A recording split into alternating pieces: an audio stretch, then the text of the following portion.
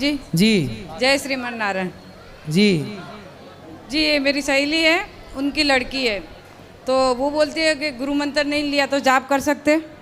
हाँ, जाप करो भगवान का नाम, और तुलसी माला से जाप करो तुलसी की माला से। और मेरा 1.5 साल का नैती है, वो जो आप कथा में बोलते हैं मैया, वो कहीं भी हो तो ऐसा दौड़ के टीवी के पास आता है, उनको बहुत अच्छा लगता है आप जब मैया बोलते, और वो कथा भी सुनता है आपकी, और राधे राधे भी बोलता है। सही है, बचपन उनको से राधे राधे संस्कार बोल दो आएंगे। आप भी।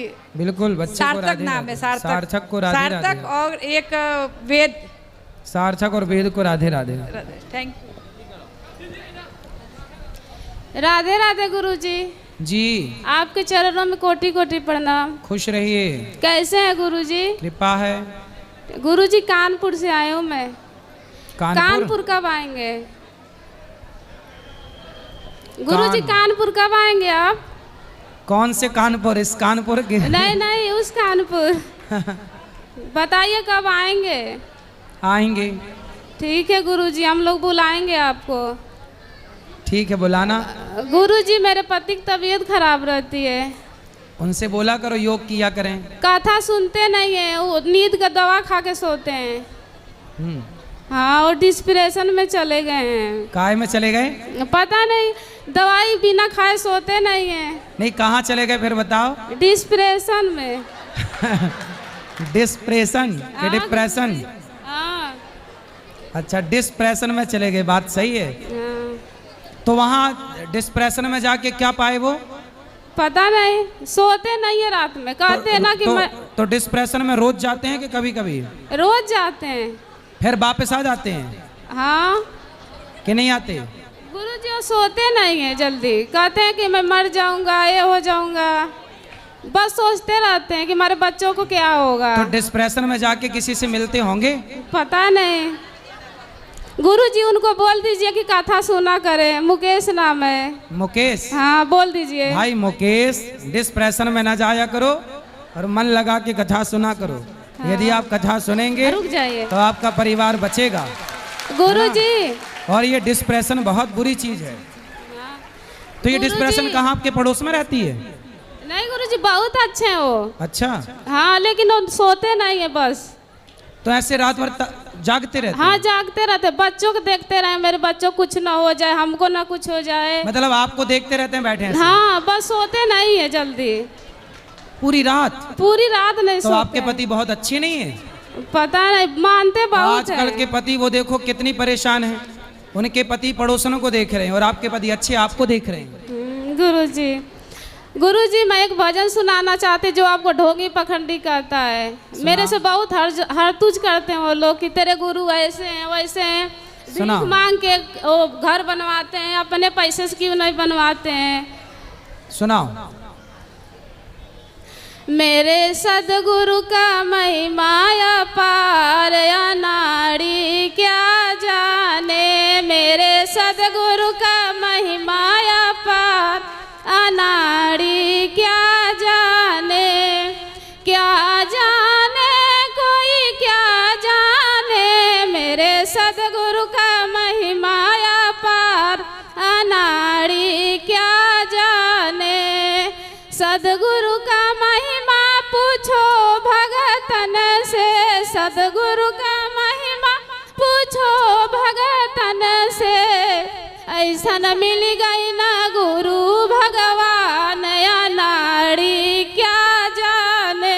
ऐसा न मिल गई ना सदगुरु हमारे, अनाड़ी क्या जाने। गुरु जी का सेवा देख के ऐसा न मनवा मोर करे हो राम। गुरु जी का सेवा देख के ऐसा न मनवा मोर करे हो राम। रही जाती हम यही नगर में, जयती ना अपना घर हो राम। रही जाती हम यही नगर। राधे राधे गुरुजी। सुनो सुनो, डिस्प्रेशन नहीं होता, डिप्रेशन हो तो ऐसा तुम भी कर लो थोड़ा सा ढोंग। कहती हूँ मैं तो, मेरे बच्चे भी नहीं मानते। 30,000 लोग भरपेट भोजन रोज करते हैं, बोले तुम 300 लोगों को रोज कराओ, तुम भी थोड़ा सा ढोंग कर लो। बोल दिया करो देवर बोल को। देती हूँ। और 2 बच्चे हैं मेरे, पढ़ते हैं, हाँ। गेम खेलते, एक फोन ला के बागू दे दो, एक बागू दे, दोनों को फोन दे दो ला के। मोते कहते मम्मी पागल हो गई है। कथा सुना करो, उनको लाना, हम ना समझाएंगे। सुनते। राधे राधे गुरुदेव। राधे राधे।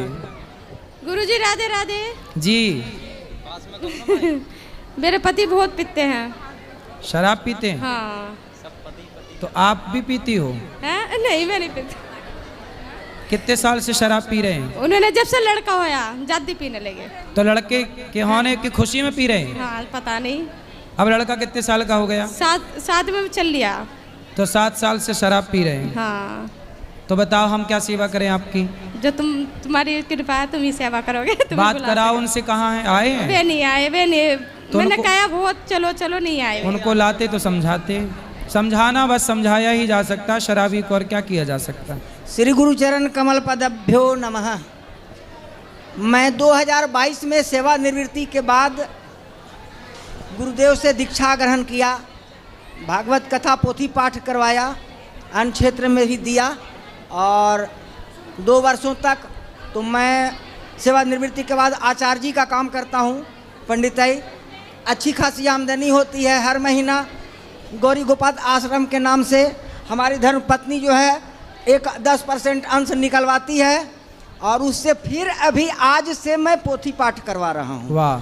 तो मैं गुरुजी से यह करबद्ध प्रार्थना करके जानना चाहता हूँ कि एक बार पोथी पाठ हो गई, आज फिर करवा रहे हैं, तो क्या प्रतिवर्ष मैं कराने के अगर इच्छुक हूँ तो करा सकता हूँ?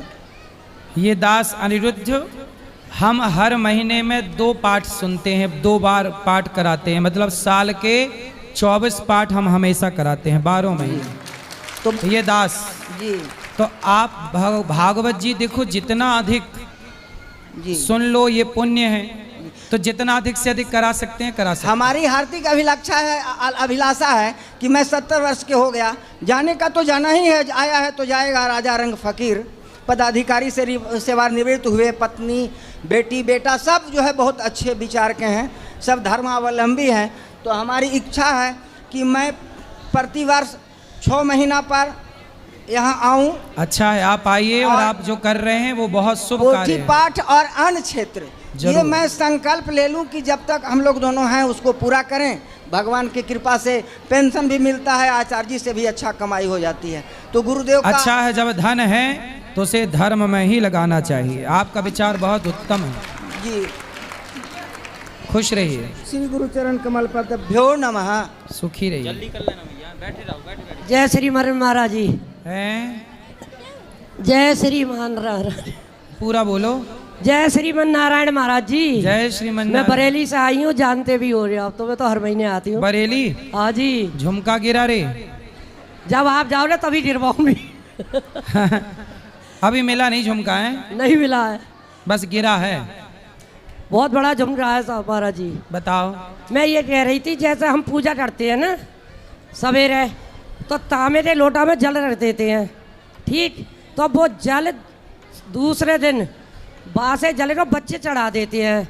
वो ताजी मतलब भर के ताजी तांबे के लोटे में नहीं चढ़ाते।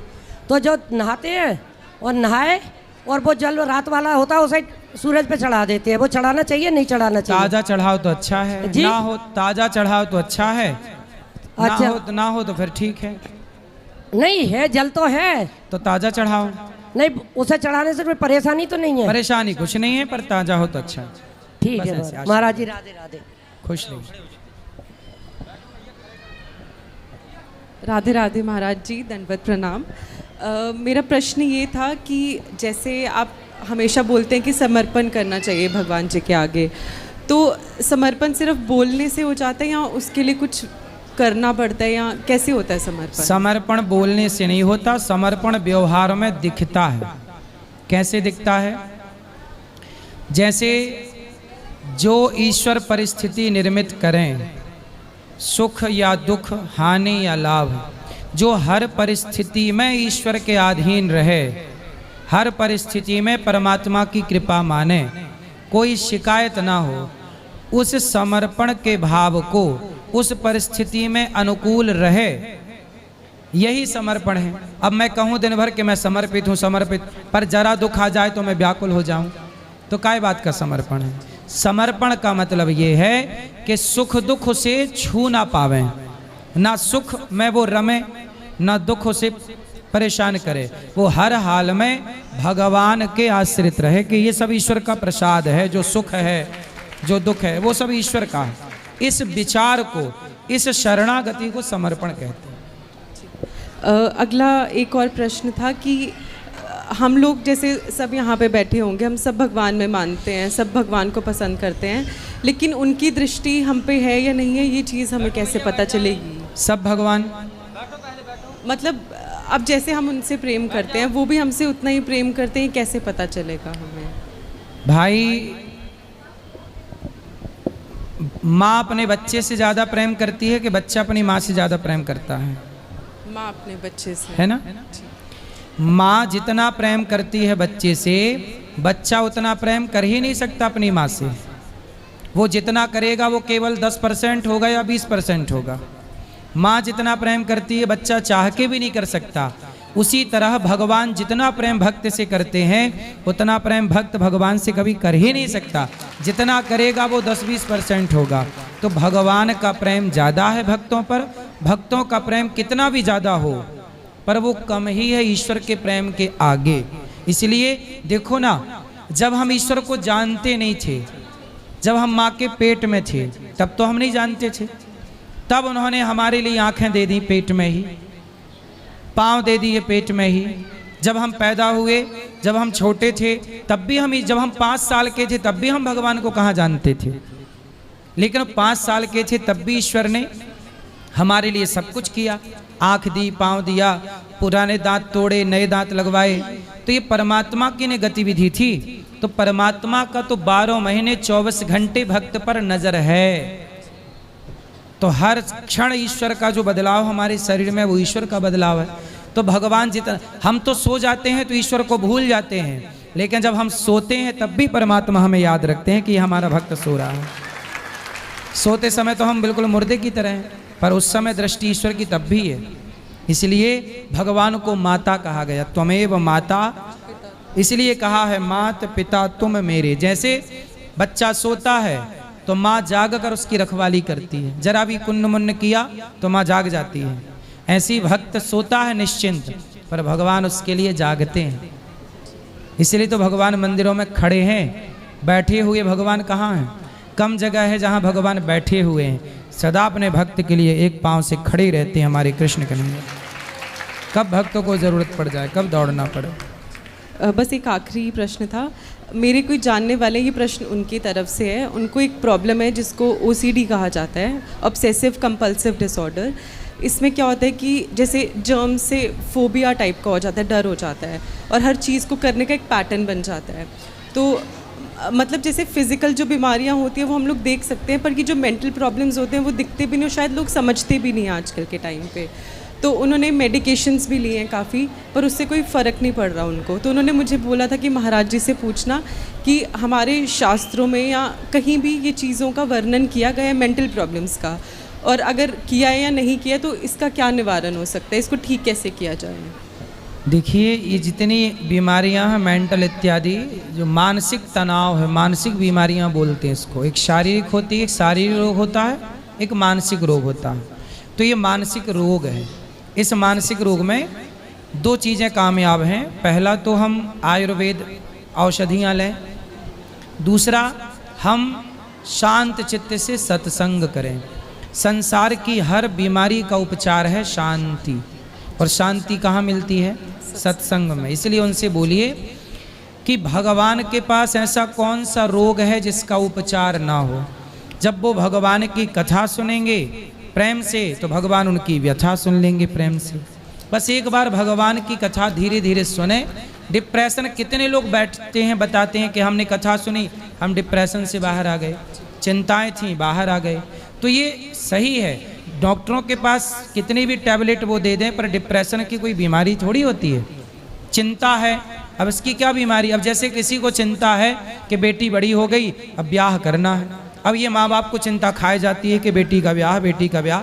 लेकिन जब ये चिंता करते हुए जब वो सत्संग करते हैं तो सत्संग में बोला जाता है कि जिस परमात्मा ने बेटी बनाई है क्या उस परमात्मा ने बेटी के लिए वर ना बनाया होगा? तुम चिंता क्यों करते हो?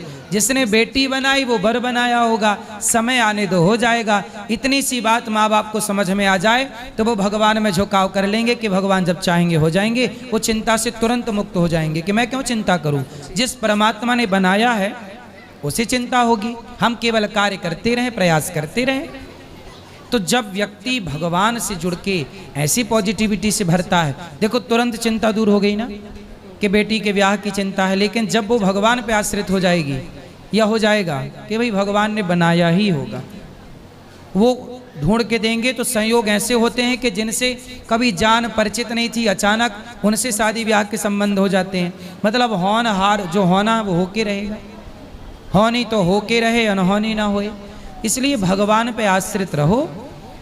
हमारे करने से भी कुछ नहीं होता, करते रहो सारी जिंदगी, पर जब भगवान पे छोड़ते हैं ना तो भगवान सब करते हैं।